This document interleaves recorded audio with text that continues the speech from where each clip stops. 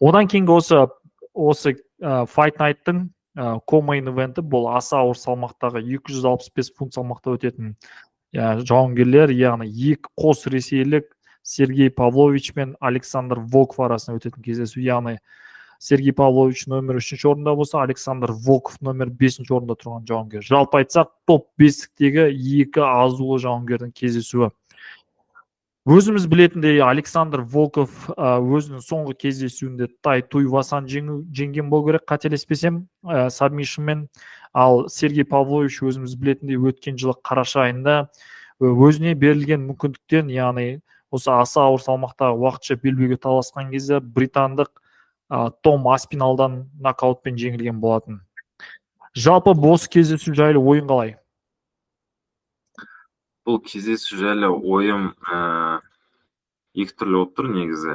Маған Сергей Павловичтің төбелесі қалай жаңағы қалай бойды жүргізетіні ұнайтты маған Сергей Павловичтің. Бірақ та Александр Волков өте тәжірибелі и және де ол психологиялық тұрғыдан қарағанда жақсы осы бойға келуі мүмкін. Енді екеуі де бір жерден болғаннан кейін екеуіне де оңай болмайды, бір-бірінің бетінен соғу. Александр Волков егер дистанцияда ұстап, соңына дейін жаңағы барлық 3 раунд төбелесетін болса, Александр Волков ұтып кетуі әбден мүмкін.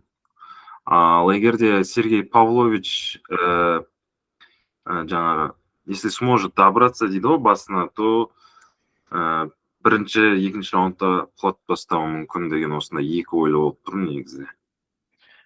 Керемет. Жалпы мен де бұл кездесуде, менің ойымша, бұл кездесуде Сергей Павлович фаворит мен үшін. Өйткені егер өзінің жылдамдығын және де бокс стилін керемет қолданатын болса, Сергей Павлович осы жылдамдығының арқасында осы Александр Волковты уақытынан бұрын жеңетін секілді мен үшін де.